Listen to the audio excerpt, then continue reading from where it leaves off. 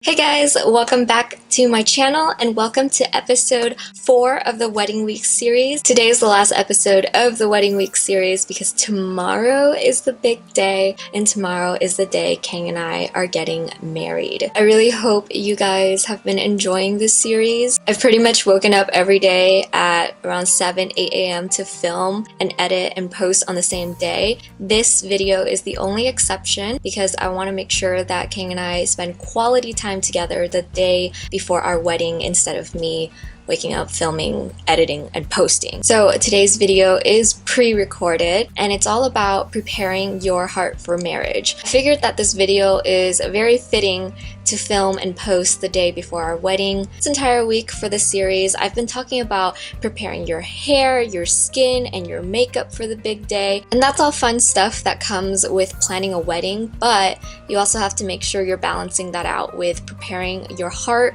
and your mind for what's to come, which is marriage and forever. So with that being said, I do have a few topics that I want to talk about today, but I also left it open to you guys on IG stories and asked you guys to send in your topics, questions. So with that being said, let's just jump into this video. It might be a long one because it's gonna get pretty chatty. So the first part of this video, I want to address questions that you should be asking yourself before you get married. I have 3 questions for you. Number 1, why do you want to get married? We live in a time where love can be interpreted and expressed in different ways. A lot of people don't feel the need to get married to show that they love the person that they're with. Some people believe that marriage is nothing but a legal document or a big party where you get to dress up and invite all your friends and family to come. So the question to you is, why do you want to get married? Is it just one of those milestones that you want to reach because society set the norm that you need to get married at a certain age or at a certain point in your life? Is it because you want a tax break because getting married sometimes has financial benefits? And then kind of echoing the first thought, are you just getting married because you feel like everyone around you, people your age, are getting married and that just seems like the thing that you need to do?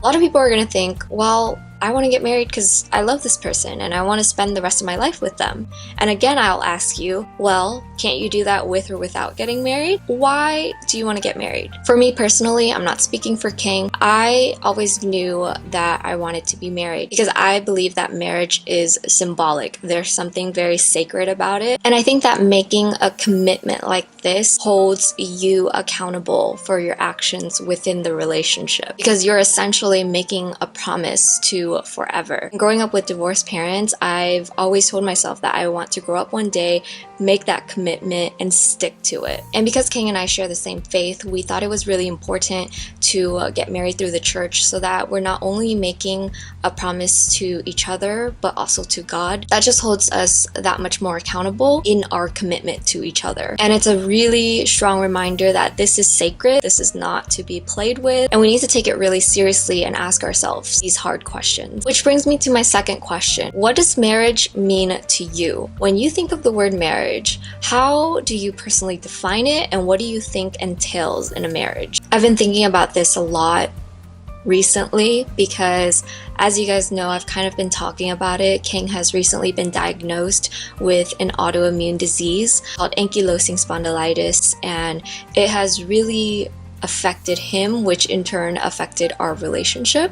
He has asked me, are you sure this is what you want for the rest of your life after he found out about his diagnosis? Because he knows how challenging chronic illness can be and being a caretaker to someone with a chronic illness. And so when he asked me that, I remember thinking, this is exactly what I signed up for. When I vow in sickness and in health on Friday, this is what I'm talking about. You know, I can't just talk the talk, I gotta walk the walk. This isn't the only hard thing that's gonna happen in our life and in our marriage. But again, I asked the question, what does marriage mean to you? Well, to me, it means you're gonna be together through anything. The good things, the bad, the painful, all of it. So to me, marriage is not about the good times because truthfully, you can have good times with just about anybody. You can have good times with your best friend, your sister, your brother, your mom, your dad. Like, you can have a good time.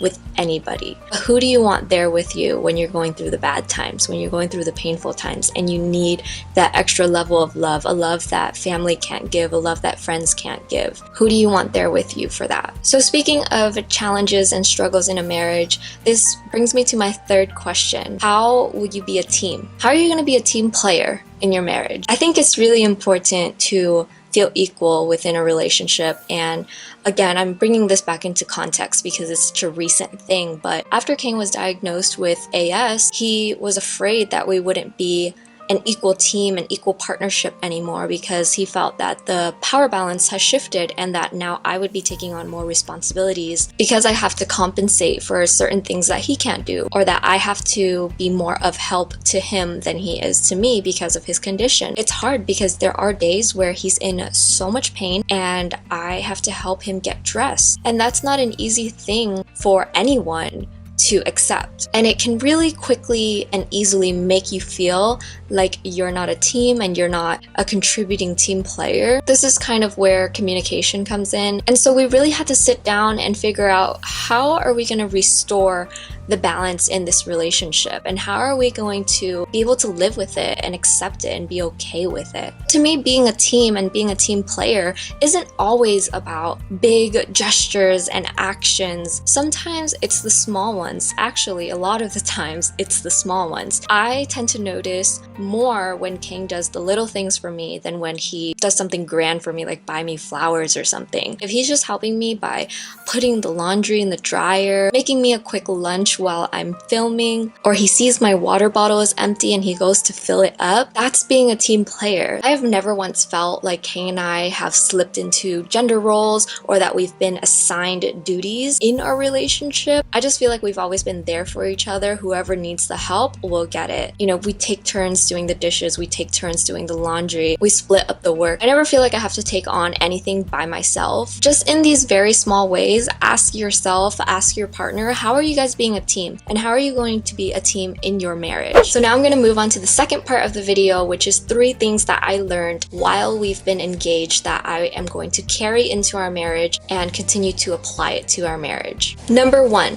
there is never a right time to do anything. A good friend of mine, Jamie, recently said this to me, and I think she says it the best. So I'm gonna read you exactly what she said. There's never the perfect time to get married, buy a house, or have a baby. People that strive for that are setting themselves up for a lifetime full of disappointments. Couldn't have said it better myself, and so extremely true. Because I think we live in a society that sets up these norms and sets up these guidelines for us. People tell you things like, oh, you shouldn't get married until you're late 20s, early 30s. Enjoy your single life, enjoy your 20s. Go out, live life, party. And then they tell you don't have a baby until you have a house because that will mean that you're financially stable and you're ready to take care of a kid. Well, I know plenty of people that are financially stable but are still unfit parents. So we shouldn't allow ourselves to live our lives and reach certain milestones under certain conditions. When Kang and I got engaged, I was 23 years old. That was 2 years ago. And I had people tell me, you're so young, why are you in a rush to get married? Why don't you wait until you can afford to buy a home before you can get married? First of all, I live in California. And second of all, what does it matter? When are we ever truly ready for things in life? The right time for things is not defined by your age. It's not defined by your financial status. It's defined by you, your mind, and your heart, and whether or not you believe that you're ready to take the step in your life. People who wait for the right time to do things end up spending their entire lives waiting for something to happen. Do what feels right for you and for the person that you're with, because that's all that matters, and everything else is just opinions. And this is a really great segue into my second point. Your relationship is nobody's business. Everyone loves to have opinions, especially when it has to do with something that doesn't affect them. Your life, your marriage does not affect them, so they will be very quick to have an opinion on it. You have to remember, at the end of the day, the things that you do in your marriage, the decisions that you make that is between the two of you. It is not between you two and your family. It is not between you two and your best friends. And it is certainly not between you two and people at work who want to have an opinion. I think that when you allow the opinions of others to enter into your marriage, that's when doubt starts to happen. And that's when you start to doubt each other. And that's when you start to not trust in each other. That's not to say that we completely ignore what anyone ever has to say to us. No, we do listen, but we really like to critically think about whether or not that piece of information is going to be beneficial to us and to our marriage, because that's the goal at the end of the day. We don't want to bring anything into our relationship that's going to plant doubt and plant distrust among each other. And then my last point that I want to say is that getting married is not the end. It is just the beginning. Again, we live in a society where there's this perception that once you get married, especially for men, once you get married, you're done, your life is over, say goodbye to your freedom, say goodbye to your rights. That's not how it works. You're saying goodbye to something in your single life. You're saying goodbye to a sense of selfishness. And I don't mean this in a bad way. When you are quote unquote single or not married, in a way, you are living selfishly to an extent, because you're living for you and you're living for yourself. And everything that you do, every action that you take, every decision that you make, it centers around you. But when you get married, all of those things are centered on you and your partner, your marriage. And so I'll give you guys a very simple example of what I mean by this. You're single and you go out with your friends. You can go till the crack of dawn, not let anybody know, and that would be that. You get to do whatever you want without consideration for anything else or anyone else. But when you get married, and this applies to relationships too, not just marriages, using the same scenario, if you're in a relationship or a marriage, you have to be a little bit more thoughtful, and you have to text the person that you're with and say, hey, I'm just letting you know I'm going to be out very late tonight. I don't know if I'm going to have access to my phone, but I don't want you to worry about me. I will see you in the morning. That's just a very small example of what I mean by you lose your selfishness, because now you have to consider the thoughts and the feelings of someone else, not just your own. You have to take actions that put your partner into consideration, not just what you want to do at the moment and what you feel like you want to do. That simple text alone is going to make your partner feel reassured, safe, not anxious, and that's just something that you do when you're in a relationship or a marriage. You care for one another by thinking of each other's feelings. Okay, first question. What are things you think you need to discuss out loud before actually getting married? This is a good question. Just off the top of my head, you guys definitely need to discuss how you plan to resolve conflicts, because they will happen. You need to have kind of a general plan going into that. And you kind of need a general plan of how you're going to resolve your conflicts and have expectations of how you guys are going to deal with those. You also definitely need to discuss the topic of children, and you need to be on the same page about that, whether or not you guys want to try to have kids in the future and what that's going to look like. You can even go as far to talk about parenting style, because King and I have talked about that before. The other thing you need to discuss is finances. And it sucks, but people actually get divorced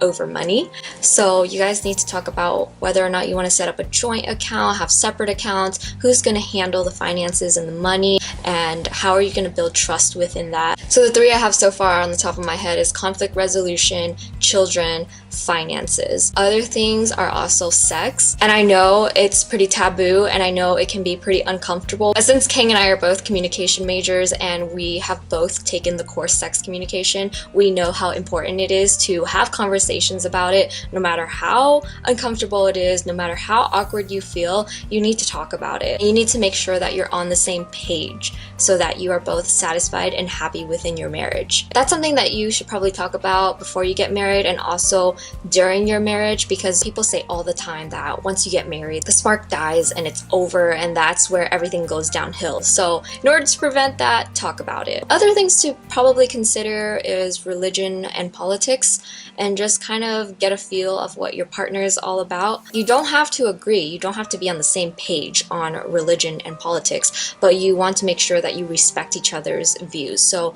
probably bring that up as well. Okay, this next question I got a lot of from different people and they're all kind of asking the same thing. So I got, how do you know that this person is the one? Yeah, so pretty much you guys want to know, how did I know he was the one? I don't think there is a singular moment in time where I thought, aha, he's the one for me. He's the person I'm gonna marry. I don't think it's a moment. You know, I think in movies and in books, they have that moment, very well crafted, but in real life, it's every day. It's the things that he did every day for the course of 7 years that made me realize that he's the one. So for me, and I feel like this comes with a little bit of advice too, you can't figure out that someone is the one through one moment. You have to see how they are on a day-to-day basis because people change, things happen. The person you know one day might not be the same the next day, and so you really need to judge a person's character based on consistency over time. But I do have a moment that I want to share. I don't know if it's the moment I knew he was the one, but it is the moment where I just knew that he had a good heart. So when we were seniors in high school, my grandpa passed away in the spring, right before our graduation. And we had not been dating at the time. We were just really good friends. I knew I had feelings for him. I didn't know how he felt about me. But I remember talking to him and sharing that my grandpa had just passed away. And he obviously had not met my family at this time. He's never met my grandpa. But then he went and he asked me if he could attend the funeral. And I'll be honest, when he said that, I didn't think he was serious. I thought that he was just trying to like say the right thing to me, and I remember telling him like, oh no, it's okay, like you don't have to. Funerals are very sad, very depressing, and especially when you don't know the person who passed away, it can make you feel a little bit uncomfortable. I just remember thinking like, he's just asking just to ask, but he's not really gonna come. I ended up giving him the details anyway, and lo and behold, he showed up at the funeral and he paid his respects. And it wasn't even about the thing that he did for me. It was more about, this guy's just a good person and he has a really good heart, and I instantly loved that about him. Next question I got was, how do you know that you are ready for the next stage? Example, moving in, meeting parents, etc. I'm going to circle back to what I said earlier about how there's never a right time to do things. Let me tell you guys this. Kang met my family 2 days after he asked me to be his girlfriend, because this guy decided to ask me out 2 days before our high school graduation. So when our high school graduation came and we were taking pictures together, I had to tell my mom who this guy was that I was taking pictures with, and vice versa. So I met his family and he met my family 2 days after he asked me to be his girlfriend. It was very quick and very brief, and I don't think we were ready for it, but again, when are you really ready for anything, right? And now our families are going to be in-laws and they've known each other for that long. In terms of moving in, because this was part of the question, Kang and I didn't really have a moment where we decided to move in together. It just kind of happened gradually and progressively. He was staying over longer, and then soon enough he was sleeping over, and then soon enough he had clothes here, and soon enough he had a drawer, a closet. Like, it just happened very progressively. And soon enough he had a key to my house. It just happened very slowly and over time, and I want to say